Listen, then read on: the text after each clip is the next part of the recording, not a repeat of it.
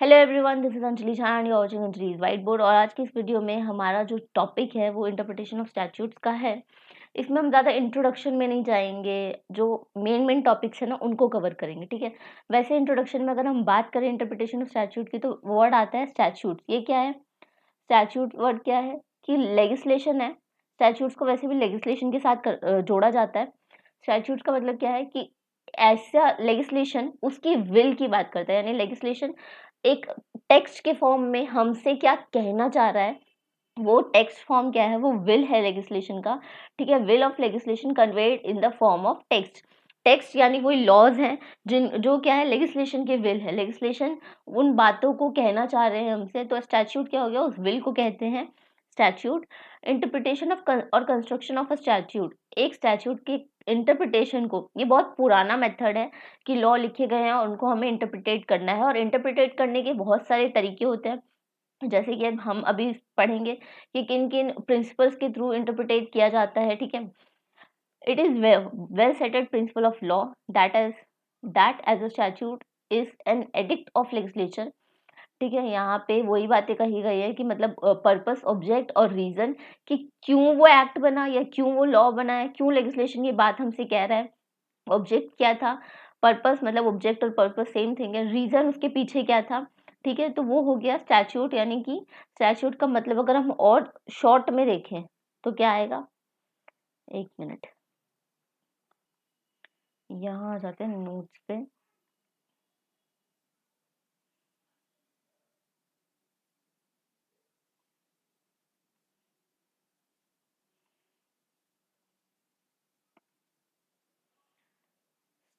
Statutes क्या है? Statutes क्या है? पहली बात तो ये क्या है, लेजिस्लेशन के विल की बात कर रहा है ना, तो स्टैट्यूट को क्या बोलेंगे हम? The will of legislation. और ये विल कैसी फॉर्म में है? रिटन फॉर्म में है। The will of legislation and that will is in written form.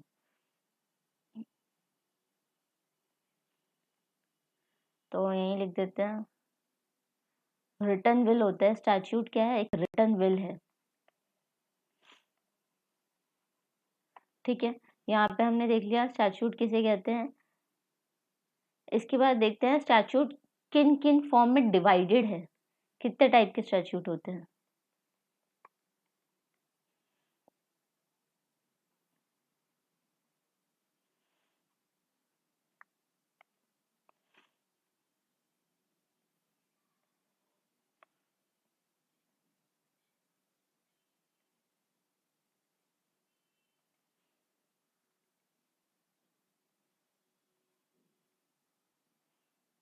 पहला है कोडिफाइंग,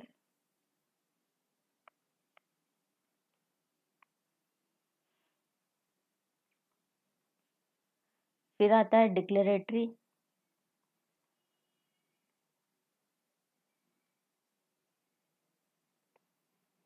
कोडिफाइंग, डिक्लेरेटरी, और क्या है भाई? और एक था रेमेडियल, रेमेडियल हो गया। फिर आता है अमेंडिंग, फिर आता है कंसोलिडेटिंग,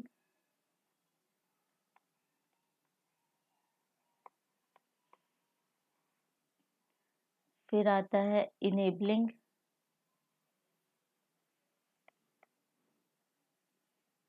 फिर आता है पीनल,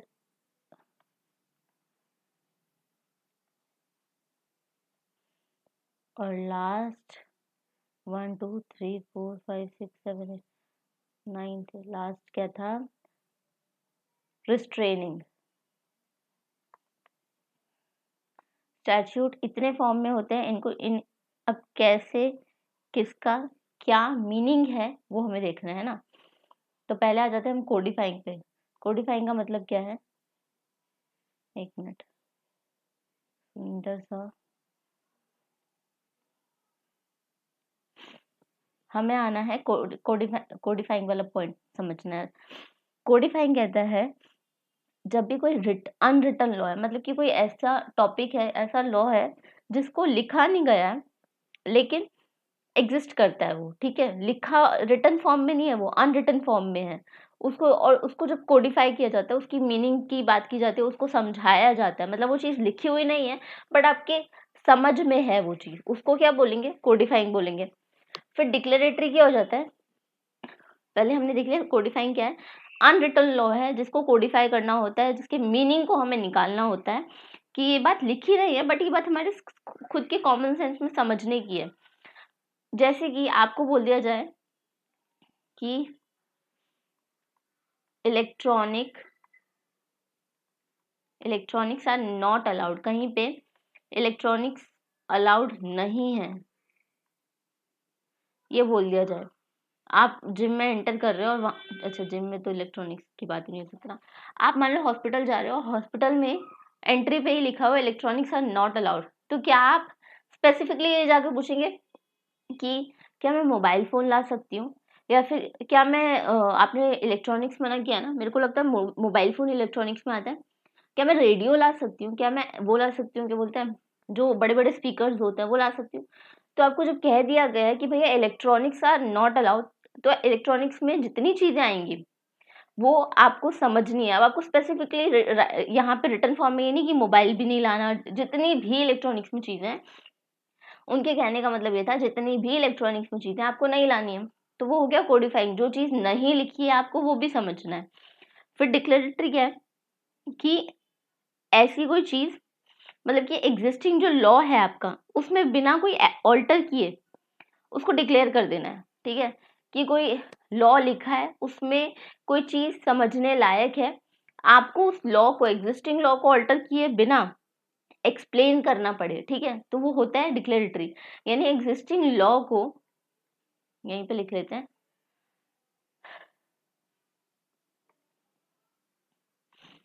एग्जिस्टिंग लॉ को बिना ऑल्टर किए एक्सप्लेन कर देना उस लॉ को, existing law without alter alteration, उस चीज़ को एक्सप्लेन करना या डिक्लेयर कर देना कि ये पॉइंट, मतलब कि इस लॉ में ये पॉइंट कहना चाह रहा है, ठीक है? और कोडिफाइंग का मतलब क्या था कि वो चीज़ लिखी नहीं है, बट आपके वो सेंस में, आपके कॉमन सेंस में, आपके मगज में वो चीज़ जानी चाहिए, ठीक है? उसके बाद है रेमेडियल। क्या है रेमेडियल? मतलब आपका कोई कॉमन लॉ है, ठीक है? जो भी लॉ है उसमें एक रेमेडी प्रोवाइड की गई है उसी लॉ के रिगार्डिंग में, ठीक है? तो उसको क्या, रेमेडियल वर्ड से हमें समझ में आ रहा है कि कॉमन लॉ है, कॉमन लॉ, उस कॉमन लॉ में जज ने कुछ ऐसी जजमेंट दी है कि जो कि नॉन स्टैट्यूटरी है, ठीक है? लेकिन वहाँ पे वो जजमेंट क्या है, आपके कॉमन लॉ के रिगार्डिंग वो रेमेडी आपको प्रोवाइड कर रहे हैं, तो उसको क्या बोलेंगे? मतलब कि मान लो कि जो कॉमन लॉ है उसको इस तरीके से ऑल्टर किया जा रहा है कि आपको उसके रिगार्डिंग आपको सॉल्यूशन जो है, आपको सॉल्यूशन मिल जाए, ठीक है? उसको ऑल्टर करके, डिक्लेरेटरी में ऑल्टर नहीं करना था कॉमन लॉ को, सॉरी एग्जिस्टिंग लॉ को, बट यहाँ पे कॉमन लॉ को ऑल्टर किया जा रहा है, ठीक है? या फिर जज जो है उसे नॉन स्टैट्यूटरी लॉ बना देता है, ठीक है? नॉन स्टैट्यूटरी यानी कि ऐसा ऑब्लिगेटरी नहीं होता, वो नॉन स्टैट्यूटरी लॉ बना दिया जाता है उसको। ये नॉन स्टैट्यूटरी का मतलब क्या हो गया, यहाँ पे मैं लिख देती हूँ, नॉन स्टैट्यूटरी भी डिक्लेयर उसको कर देंगे जज, या तो उसको ऑल्टर कर देंगे क्योंकि उस लॉ में कुछ, उस कॉमन लॉ की वजह से कुछ प्रॉब्लम आई थी तो उसको ऑल्टर कर दिया गया है, या फिर उसको नॉन स्टैट्यूटरी क्या डिक्लेयर कर दिया गया। डिक्लेयर यानी कि मतलब उसको नॉन स्टैट्यूटरी, जज ऐसी जजमेंट दे देंगे कि वो नॉन स्टैट्यूटरी हो जाएगा वो लॉ। और नॉन स्टैट्यूटरी क्या हो गया, जो कि जिसका कॉन्स्टिट्यूशन से कोई जुड़ाव नहीं है, ठीक है? इसके बाद क्या हो गया, हमारा कोडिफाइंग हो गया। यहाँ पे कोडिफाइंग का मतलब क्या था? कोडिफाइंग का मतलब था अनरिटन लॉ को कोडिफाई करना, कोडिफाई अनरिटन लॉ, जो बात नहीं लिखी है उसको भी समझ जाना, यानी मोहब्बत, जो बात ना भी कही जाए उसको भी समझ जाना, ठीक है?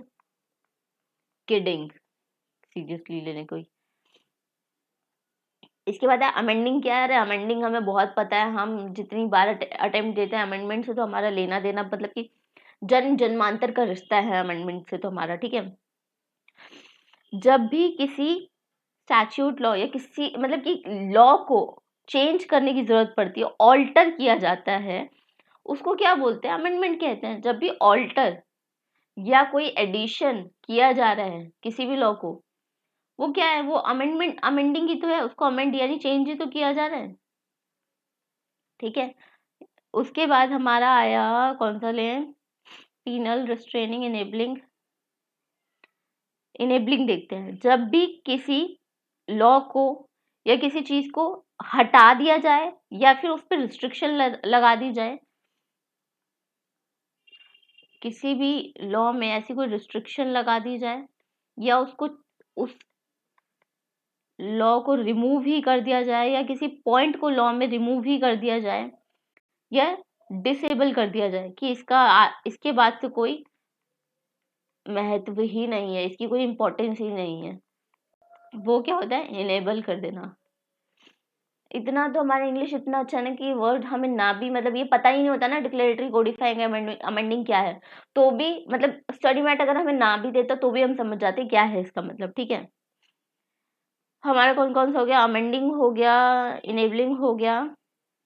अब देखते हैं कंसोलिडेटिंग। कंसोलिडेटिंग का मतलब क्या है? कहाँ गया कंसोलिडेटिंग इसमें?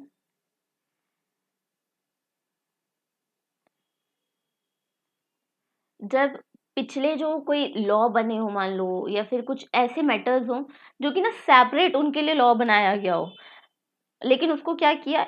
बिना किसी ऑल्टरेशन के, बिना किसी अमेंडमेंट के उसको क्या किया? कंसोलिडेट, यानी एक साथ, यानी सेपरेट लॉज थे, सेम मैटर पे थे। मान लो ए के लिए मतलब मैटर सेम ही है पर उसको ए बी सी अलग अलग एक्ट्स में उसका नाम दे दिया गया। ठीक है, तो उसमें ऑल्टरेशन किए बिना, इनको चेंजेस किए बिना, इनको सबको साथ मिला के ए टू सी करके कर दिया। तो ये क्या है? कंसोलिडेट कर दिया प्रीवियस लॉ को या फिर किसी भी ऐसे लॉ को जिनका मैटर सेम ही है, सब्जेक्ट मैटर सेम ही है, लेकिन उनके सब्सटेंस को एलिमिनेट, ऑल्टर ना करके सबको कंसोलिडेट, इकट्ठा, कंसोलिडेट का मतलब क्या है? ब्रिंग टुगेदर, सबको एक साथ ला दिया गया। Bring together. ठीक है, कितने हो गए हमारे? अब क्या क्या बचा है इसमें? अब बचा एक पीनल बचा है और एक डिसेबलिंग बचा है। पीनल और ये रिस्ट्रेनिंग वाला पॉइंट। हाँ, पीनल क्या है? जब भी कोई मतलब कि पेनल्टी लगा दी जाती है उसको क्या बोल के पीनल बोलते हैं। ठीक है, रिस्ट्रेनिंग क्या है?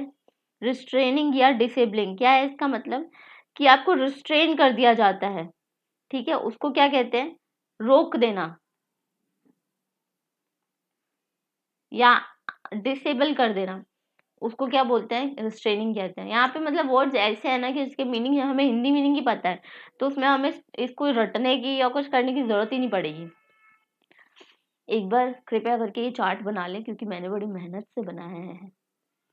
इतनी मेहनत तो मैंने खुद के चार्ट्स बनाने में नहीं करी है, तो प्लीज रिस्पेक्ट दैट मेहनत और ये चार्ट को बना लीजिए। मैं बहुत बड़ी आभारी रहूंगी आपकी। आई थिंक बना लिया होगा। ठीक है, अब आगे बढ़ते हैं नेक्स्ट टॉपिक पे। अरे भैया, अभी हमने समझा स्टैट्यूट को। अब हमारा पॉइंट क्या है? हमारा पॉइंट है इंटरप्रिटेशन वर्ड को समझने का। इंटरप्रिटेशन की जरूरत क्या है? इंटरप्रिटेशन है क्या? तो लिख लेते हैं, इंटरप्रिटेशन कहते हैं ना, हमारे कहने का वो मतलब नहीं था, तो कहने का क्या मतलब नहीं था या क्या मतलब था उसे क्या कहते हैं? इंटरप्रिटेट करना, आपकी बात को इंटरप्रिटेट करना। तो भैया नॉर्मली भी किसी की राह चलते कोई कुछ कह दे तो उसकी बात का भाई इतना ज्यादा इफेक्ट पड़ जाता है, तो यहाँ पे हमें तो लेजिस्लेशन की बात को समझना है। तो इंटरप्रिटेशन क्या है? लॉ की लैंग्वेज में, जीआईजेल की मैटर्स में लेजिस्लेशन की बातों को लेजिस्लेशन ने जो आपको वो दिया, स्टैट्यूट दिया है, उसको समझना, उसका एक रियल मीनिंग निकालना कि किस फॉर्म में वो बात की कही गई है, ठीक है ना? उसको क्या बोलते हैं? इंटरप्रिटेशन कहते हैं। तो यहाँ पे इंटरप्रिटेशन के हम स्टडी मैट के अकॉर्डिंग ही चल रहे हैं। यहाँ पे इंटरप्रिटेशन के जनरल प्रिंसिपल्स हैं, वो देखने हैं। इंटरप्रिटेशन के जनरल प्रिंसिपल्स का मतलब क्या है कि किन तरीकों से इंटरप्रिटेट किया जाएगा, उसके कुछ रूल्स हमें बताए हुए हैं। First one is primary rule, और उसको दूसरे वाले को कहते हैं अदर रूल्स ऑफ इंटरप्रिटेशन। पहला हो गया प्राइमरी, कि पहले तो आप इसको फॉलो करेंगे, फिर आते हैं अदर रूल, और भी बाकी रूल है। प्राइमरी रूल इंपॉर्टेंट होंगे। प्राइमरी रूल में पहला आता है, ऐसे चार्ट बना के करते हैं।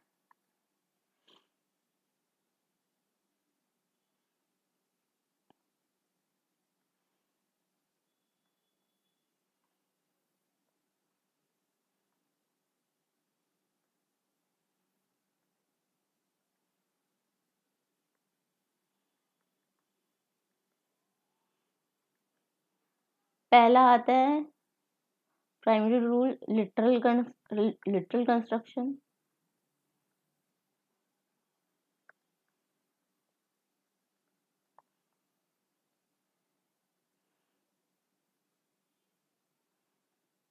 उसके बाद आता है मिस्चीफ रूल, या फिर हिडन रूल कहते हैं उसको। मिस्चीफ,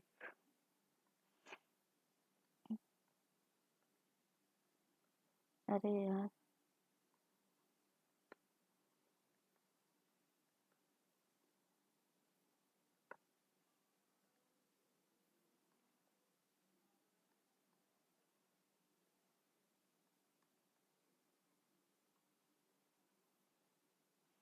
मिस्चीफ रूल कहते हैं या फिर हिडन रूल कहते हैं। और ये हिडन जो है, इससे हम वो रख सकते हैं अंदाजा कि हिडन रूल भी इसको करके याद कर सकते हैं, वैसे हिडन है इसका नाम।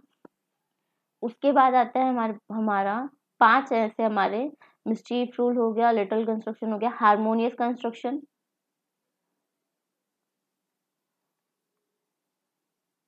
Harmonious construction.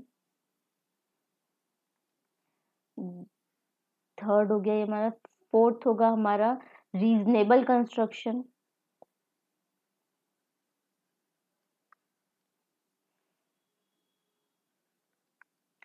Then we have our fifth one, two, three, four. Mm, agistum construction.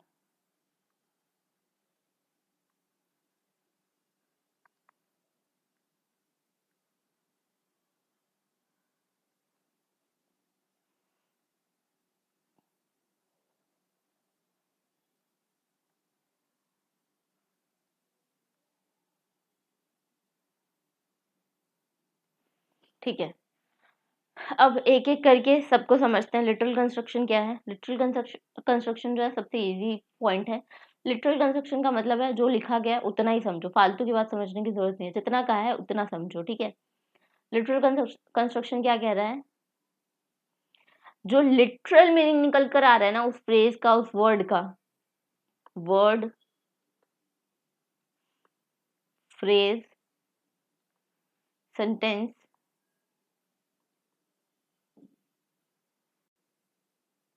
इनका जो नेचुरल मीनिंग, यानी जितना कहा गया है उतना ही समझो। जैसे कि मैं वर्ड ले लूं, डू नॉट टच, तो इसमें आप क्या सोचोगे? क्या टच नहीं करना? मतलब कि मान लो, चलो ठीक है, इसमें तो सोचने वाली बात भी है। मान लो मेरा लैपटॉप रखा है, और उस लैपटॉप को ना मैंने एक, मतलब कि वो ग्लास शील्ड टाइप होता है ना, उसमें करके रखा हुआ है, और मैंने उसके ऊपर ना, मेरा लैपटॉप एंटीक है क्योंकि, ठीक है, तो मैंने उसको ग्लास शील्ड में रखा है, और फिर आप चेक करने आए हो, और मैंने क्या उसके ऊपर बोर्ड लिखा, नोटिस लगा रखा है, डू नॉट टच। तो अब ये सोचोगे क्या बैठ के कि यार क्या टच नहीं करना, क्या टच ना करने की बात हो रही है?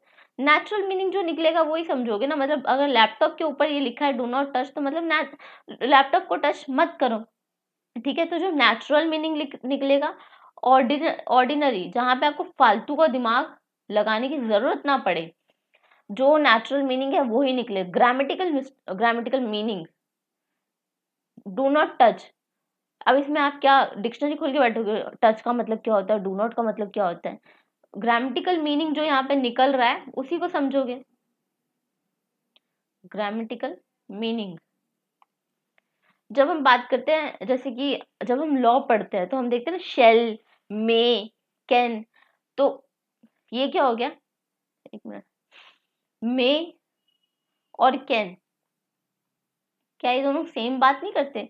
मतलब अगर हम मे की बात करें तो इसमें भी हमारी पॉसिबल वो उसकी बात है कि कर सकता है, कर सकते हैं कि नहीं कर सकते, ठीक है, दोनों में सकता सकते आता है। लेकिन जब हम बात करें इनके लिटरल मीनिंग की, मे की और कैन के लिटरल मीनिंग की, यानी ग्रामेटिकल मीनिंग की, तो कैन क्या है, आपकी एबिलिटी की बात करता है ना?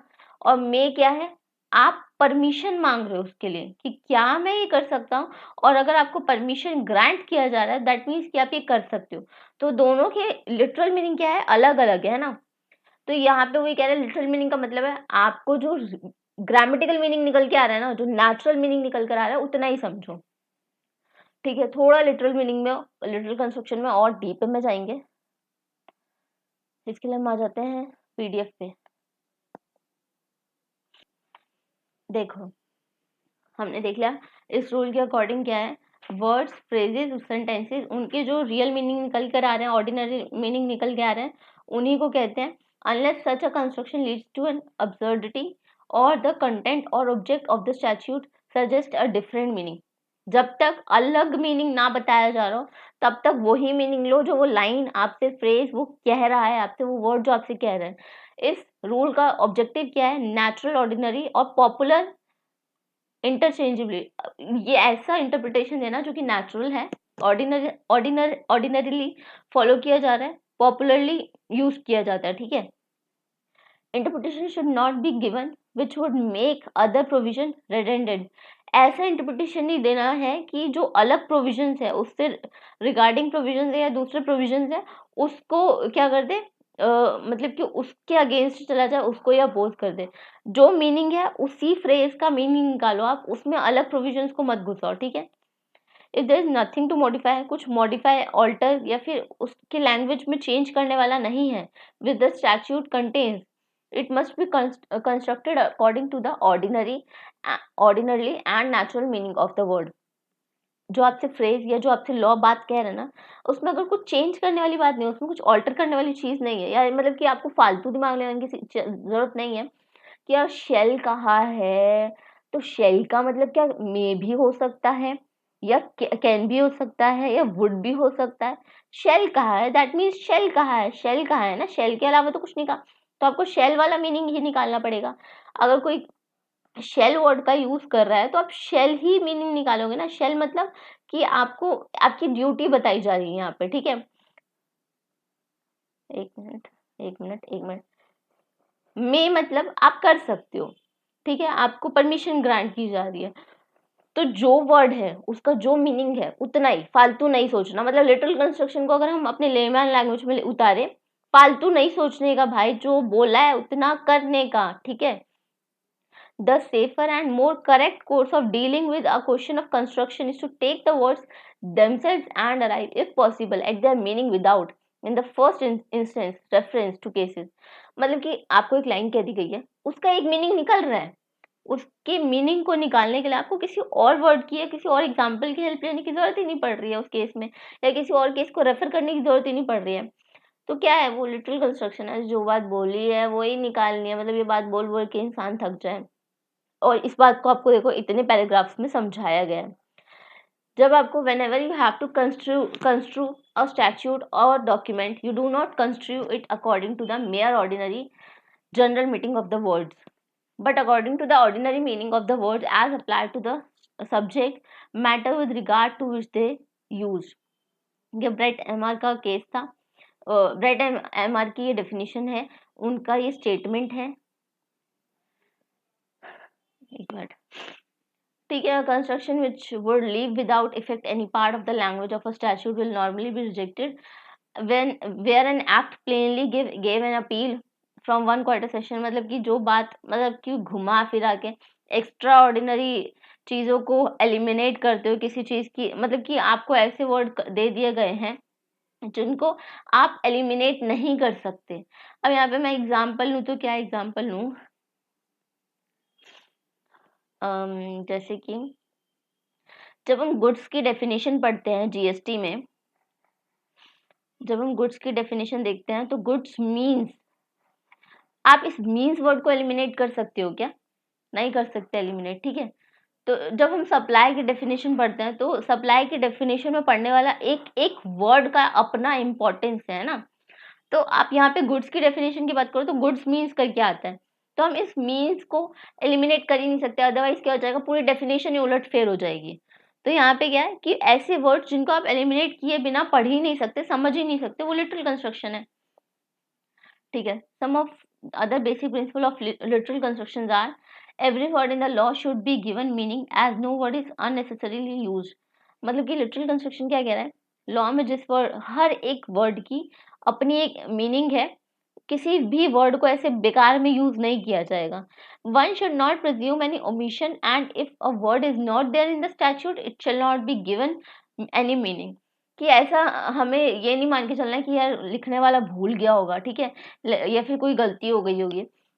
अगर कोई वर्ड स्टैट्यूट में नहीं गिवन है यानी कि इसका मतलब है उसका कोई मीनिंग ही नहीं था उस स्टैट्यूट में, इसलिए उसको नहीं लिखा गया है। I have wasted I think much time over this. Waste नहीं गया होगा, वेस्ट तो कुछ नहीं जाता, वेस्ट नहीं जाता। अब आ जाते हैं हम अपना मिसचीफ रूल पे। कहाँ गया? एक मिनट एक मिनट। मिसचीफ रूल क्या कहता है कि देखो, ऐसा कोई स्टैट्यूट जिसके ना मल्टीपल मीनिंग निकल के आ रहे हैं, मतलब समझ ही नहीं आ रहा भाई बात क्या कहना चाह रहे हो तुम। लिटरल कंस्ट्रक्शन में क्या था, जो लिखा है उतना पढ़ो, बट यहाँ क्या है कि कोई ऐसा ऑब्जेक्ट, कोई मिसचीफ का मतलब क्या होता है, छुपी हुई बात, ठीक है, या फिर जो ना मल्टीपल मीनिंग क्रिएट कर रही हो। स्टार्टिंग से पढ़ते हैं। That for sure interpretation be the concept although जजेस आर अनलाइकली। एक मिनट एक मिनट। इन हिडन केस क्या हुआ था, it was resolve by the balance of the exchequer that for the sure and true interpretation of all statute in general, be they penal or beneficial, restrictive or enlarging of the common law, four things are to be discerned and considered। चार चीजों को आपको consider करना होगा। What was the common law before the making of the act? जहाँ पे मतलब पहले तो ये देख लो mischief rule Heydon rule case हुआ कैसे, मतलब कि जहाँ पे ना एक ही लॉ के ना मल्टीपल मीनिंग, आपको समझ ही नहीं आ रहा है कि इसका मेन ऑब्जेक्टिव क्या है, कहना क्या चाह रहे हैं, ये बात अलग अलग बातें निकल के आ रही हैं। तो वहां पे क्या है, आपको इन चार बातों पे ध्यान देना होगा कि इससे पहले मतलब कि कॉमन लॉ क्या था, ठीक है, इस एक्ट को बनाने से पहले कॉमन लॉ क्या बना था। Mischief and defect for which the common law did not provide. ऐसा क्या mischief, what was the mischief and defect for which the common law didn't provide. ऐसी क्या डिफेक्ट थी जिसकी वजह से कॉमन लॉ को, मतलब कॉमन लॉ समझने में या कॉमन लॉ को हटा के एक एक्ट बनाया गया, ठीक है। The what remedy the parliament had resolved and appointed to cure the disease of commonwealth and the true reason of the remedy। क्या रेमेडी पार्लियामेंट ने प्रोवाइड कराई और रीजन क्या था वो रेमेडी प्रोवाइड कराने का, ठीक है। अब यहाँ पे मेरे को कोई ना एग्जाम्पल अच्छा से याद नहीं आ रहा, वरना मजा आ जाता। Although judges are unlikely to propound firmly in their judgments the four question in Hayden's case of the mischief or object of the enactment is common and will often provide the solution to a problem of interpretation। यहाँ पे बात की जा रही है, अभी यहाँ देखो इधर है थोड़ा, कहाँ गया, when the material words are capable of bearing two or more construction, जहाँ पे एक वर्ड के दो या दो से ज्यादा कंस्ट्रक्शन आ रहे हैं, मीनिंग आ रहे हैं, तो वहाँ पे आपको क्या करना है, now attain the status of classic, the rule directs that the court must adopt that construction which shall suppress the mischief and advance the remedy, but this doesn't mean that construction should be adopted which ignores the plain natural meaning of, मतलब कि जब आपके multiple meaning निकल के आ रहे हैं ना, तो आपको मिस्चीफ या जो वर्ड मिस्चीफ यानी कि जो मल्टीपल मीनिंग क्रिएट कर रहा है उसको इग्नोर करो। लेकिन इसका मतलब ये नहीं है कि जो उसका नेचुरल मीनिंग निकल के आ रहा है उन वर्ड से आप उनको भी इग्नोर कर दोगे। जो नेचुरल मीनिंग है उसको आप रहने दोगे, लेकिन जो मिस्चीफ पैदा कर रहा है, मिस्चीफ क्रिएट कर रहा है, उन वर्ड्स को इग्नोर करना होगा। And disregard the context and collection in which they occur, जहाँ पे प्रॉब्लम आ रही है उसको इग्नोर कर दीजिए, पर नेचुरल मीनिंग नहीं जाना चाहिए। पहले क्या था, आपको समझना है कॉमन लॉ क्या था, कॉमन लॉ में क्या डिफेक्ट या मिस्चीफ आया था जिसकी वजह से एक नया एक्ट बनाना पड़ा उसके रिगार्डिंग। फिर पार्लियामेंट ने क्या रेमेडी दी उसको सॉल्व करने की, किस तरीके से उसे सॉल्व किया गया, और फिर उस रेमेडी का रीजन क्या था। आपको वो चीजें चार चीजें समझनी है। उसके बाद कहा गया है कि आपको क्या है, उनकी जजमेंट्स के अलावा आपको क्या ध्यान में रखना है, जो मिसचीफ पैदा कर रहे हैं ना उनको आप इग्नोर करो, उनको सप्रेस कर दो। और फिर क्या है, उन वर्ड्स को इग्नोर नहीं करना, लेकिन कि मतलब आपको क्या करना है, इस तरीके से कंस्ट्रक्शन आना है कि नेचुरल मीनिंग उन वर्ड्स का रहे वहीं पे। ऐसा नहीं शेल का मतलब आप मे में निकाल दो, ठीक है। उसके बाद है the correct principle is that after the words which have been construed in the context is end, कौन रो रहा है, एक मिनट। नेक्स्ट है हमारे पास rule of reasonable construction. Reasonable construction क्या है, रीजन की बात करता है, ठीक है। हिडन रूल में क्या था कि कुछ मिस्चीफ है उसको इग्नोर करना है जिसकी वजह से इंटरप्रिटेशन मुश्किल हो पा रहा है, या फिर जिसकी वजह से मेन ऑब्जेक्टिव जो है उस तक आप नहीं पहुंच पा रहे। और लिटरल में क्या था, जो मीनिंग है ना उतना ही समझो, उससे ज्यादा फालतू मत समझो। जो डिक्शनरी मीनिंग निकल कर आ रहा है, ग्रामेटिकली मीनिंग या नेचुरल मीनिंग निकल कर आ रहा है उसको समझो। बट यहाँ पे क्या बात हो रही है, the word use in statute have to be construed in their ordinary meaning. जो वर्ड यूज किया गया है उनका ऑर्डिनरी मीनिंग निकालो।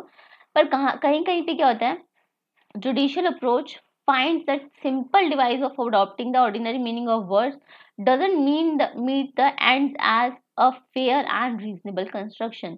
यानी कि जब कोई सिंपल मीनिंग यानी कि जो वर्ड है उसके हम मीनिंग पे अगर हम जाते हैं ना, कि मीनिंग हम उसके ऑर्डिनरी मीनिंग से अगर हम इंटरप्रेट करना चाहे, तो उस लॉ का हम जो है एक सही कंस्ट्रक्शन, उस लॉ का सही हम मोटिव नहीं समझ पाते, ठीक है।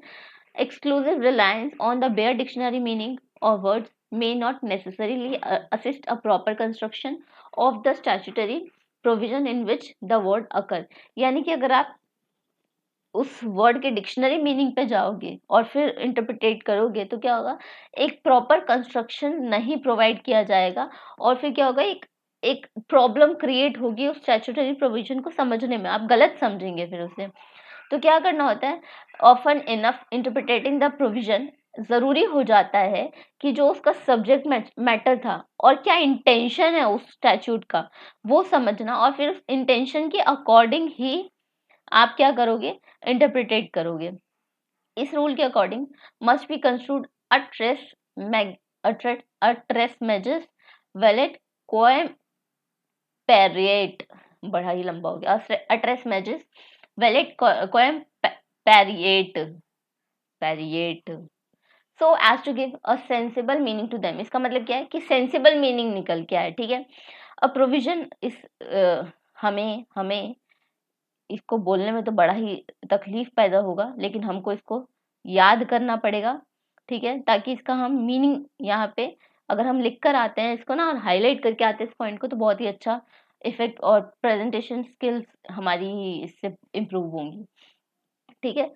A provision of law cannot be interpreted as to divorce it entirely from common sense। Every word or expression used in an act should receive a natural and fair meaning। जितने भी word use हुए हैं उस हर एक शब्द का अपना ही एक इम्पोर्टेंस है और अपनी ही एक मीनिंग है, तो किसी को आप इग्नोर नहीं कर सकते। बट रीजनेबल मीनिंग यानी कि ये क्यों उसके क्या बोलते हैं, ग्रामेटिकल मीनिंग के से हटके उसके रीजन के पीछे, उसके इंटेंशन के पीछे भी हमें देखना होगा, ठीक है।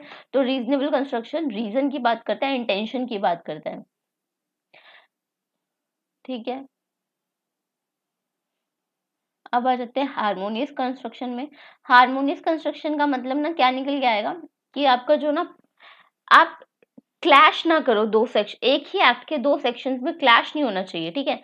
दोनों को हारमोनियस, हारमोनियस का मतलब होता है तालमेल बिठा के। तो आप दोनों अगर एक उस एक्ट के 2 सेक्शंस हैं, 3 सेक्शंस हैं, तो उन तीनों सेक्शन में तालमेल बैठा होना चाहिए।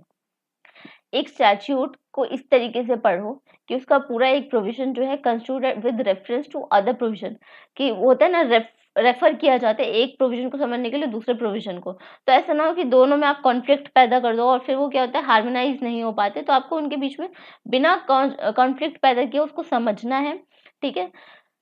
whenever it is possible to do so, यहाँ से पढ़ते हैं, a head on clash between the two section of the same act, and whenever it possible to do so, to construct provision which appears to conflict as so that they harmonize। यहाँ से कहाँ से mark करें, such a construction has the merit of avoiding any inconsistency or repugnancy either within a section or between a section and other parts of the statute। Court की duty है कि clash जो हो रहे हैं उनको अवॉइड करें, दो सेक्शंस के बीच में जो कॉन्फ्लिक्ट पैदा हो रहा है उनको अवॉइड किया जाए ताकि वो हार्मोनाइज हो सके। हर दो सेक्शन, 3 सेक्शन, जितने भी सेक्शन है सबकी अपनी एक मीनिंग है, तो उनके मीनिंग में कॉन्फ्लिक्ट पैदा ना हो, ठीक है। वो होता है हार्मोनियस कंस्ट्रक्शन। सुप्रीम कोर्ट ने ये रूल अप्लाई किया था resolving conflict between article 25 subsection 2 clause B और 26 यहाँ पे of this constitution, and it was held that the right way of every religious denomination or any section thereof to manage its own affair in matter of religion is subject to law made by state providing for social welfare and reform for एक minute ठीक है। तो supreme court ने ये rule कहाँ पे apply किया था, जब रिलीजियस डिनोमिनेशन वाली बात हुई थी वहां पे ये 25 सबसेक्शन 2 और 26 क्लॉज बी के कॉन्स्टिट्यूशन वाले मैटर पे कि दोनों को में कॉन्फ्लिक्ट पैदा ना हो।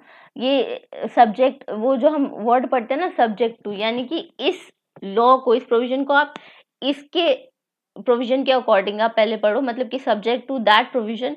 सब्जेक्ट टू दैट प्रोविजन का मतलब क्या है, सब्जेक्ट टू दैट प्रोविजन का मतलब हम सब जानते हैं, सब्जेक्ट टू सबसेक्शन, सब्जेक्ट इधर लिखती हूँ,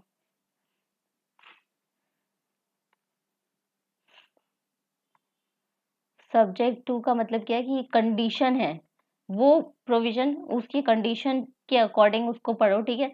यानी कि सब्जेक्ट टू का मतलब क्या है, कंडीशन क्रिएट कर देता है या डिपेंडेंट हो जाता है किसी पर, ठीक है। तो जहाँ पे सब्जेक्ट टू की बात हुई है तो यानी कि तालमेल बिठा के उसे पढ़ना है, वो दोनों में कॉन्फ्लिक्ट नहीं है, बस एक प्रोविजन के कुछ कंडीशन, उस प्रोविजन पे कुछ कंडीशंस अप्लाई होती हैं या वो प्रोविजन उन्हीं कंडीशंस के अकॉर्डिंग फॉलो किया जाएगा। ये बात हो रही है रूल ऑफ हार्मोनियस कंस्ट्रक्शन में। एडजस्टम जनरस क्या कह रहा है कि एडजस्टम जनरस कह रहा है literally means of the same kind or species. The rule can be stated thus: in an enumeration of different subject in an act, general words following specific word may be construed with reference to the antecedent matter, and the construction may be narrowed down by treating them as applying to the things of the same kind as those previously mentioned, unless, of course, there is something to show that a wide sense was intended. If the particular words exhaust the whole genus, then the general words are construed as embracing a largest genus, ठीक है। इसको थोड़ा deep में देखते हैं। यहाँ पे जो ये एडजस्टम जनरस कह रहा है, ये कह रहा है कि कुछ स्पेसिफिक वर्ड, जैसे कि जब हम देखते हैं डेफिनेशन सप्लाई की, तो क्या सप्लाई की डेफिनेशन में वर्ड हुआ है सच एज। तो सच एज का मतलब क्या है, ये सच एज जो वर्ड है ना, वैसे तो सप्लाई की डेफिनेशन में क्या आता है, sale, rent, barter, exchange, lease, licence और डिस्पोजल और ट्रांसमिशन या ट्रांसफर, ठीक है। तो ये क्या हो गया, सेल, रेंट, ये क्या है, आपको ये वर्ड्स तो बता दिए कि इस तरीके के वर्ड्स जो है सप्लाई की डेफिनेशन में कवर करते हैं। मतलब अगर आप ऐसा कुछ कर रहे हो, सेल कर रहे हो, रेंट कर रहे हो, बार्टर कर रहे हो, एक्सचेंज कर रहे हो, ट्रांसफर कर रहे हो, लीज पे दे रहे हो, लाइसेंस पे दे रहे हो या फिर डिस्पोज कर रहे हो, डिस्पोजल कर रहे हो, तो क्या है वो सप्लाई है। बट उसके साथ एक वर्ड और यूज किया डेफिनेशन को एक्सप्लेन करते हो, सच एज। अब ये क्या है, एक स्पेसिफिक वर्ड है जिसकी वजह से इस सच एज में इन 8 एक्टिविटीज के अलावा और भी कुछ ऐड हो सकता है अगर वो एग्जिस्ट करता है तो एडजेस्टिव जनरस क्या है कि वो ये बता रहा है कि वो एक ऐसा स्पेसिफिक वर्ड जो कि सेम काइंड ऑफ चीजों को कवर कर ले बिना बोले। मतलब अगर आपने सच एज या एक्सेट्रा लिख दिया, दैट मीन्स कि इनके जैसे और भी कुछ वर्ड्स आ सकते हैं, उनके जैसे और भी एक्टिविटीज आ सकती है, ठीक है। तो उसको कहते हैं एडजेस्टिव जनरस जनरस। उसके बाद है यहाँ पे इसके 5 वो क्या है, ये कंडीशन। स्पेसिफिक वर्ड होना चाहिए, सच एज हो गया, एटसेट्रा हो गया, स्पेसिफिक वर्ड है। Enumeration constitute a class, class constitute करना चाहिए। अब एक है सच एज में जितने भी वर्ड आएंगे वो क्लास ही तो कंस्टिट्यूट कर रहे हैं ना। The class is not exhausted by the enumeration, enumeration जो है क्लास जो है एग्जॉस्ट नहीं होना चाहिए, ठीक है। A general term follows the enumeration. There is distinct जो वर्ड्स हैं उनके बीच में और जो ज्यादा से ज्यादा स्पीशीज को यूज किया जाता है जैसे सेल, रेंट, इन सबके अलग अलग मीनिंग है, सब सेम नहीं है, सबके मीनिंग अलग अलग है, सब अलग अलग चीजें हैं, लेकिन वो क्या हो गया इंक्लूड हो जाएगा सच एज की वजह से, और इनके जैसे और भी कुछ एक्टिविटीज को ऐड कर सकते हैं। दैट इज रूल ऑफ एडजेस्टिव जनरस, ठीक है। तो यहाँ पे हमारा ये कंप्लीट हो गया। अब बढ़ते हैं आगे। अरे यार,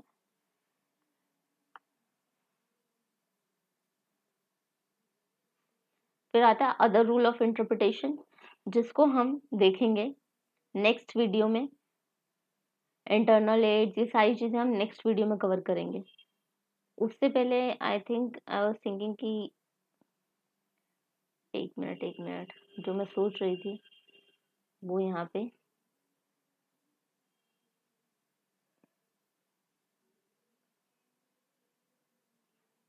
नहीं, ठीक है, वो यहीं पे हो गया कवर। ठीक है, तो अदर रूल्स बच गया है और ये इंटरनल एंड एक्सटर्नल एड्स बच गए हैं इन इंटरप्रिटेशन, जिसको हम पार्ट 2 वाली वीडियो में करेंगे। Till then have a good day and good bye.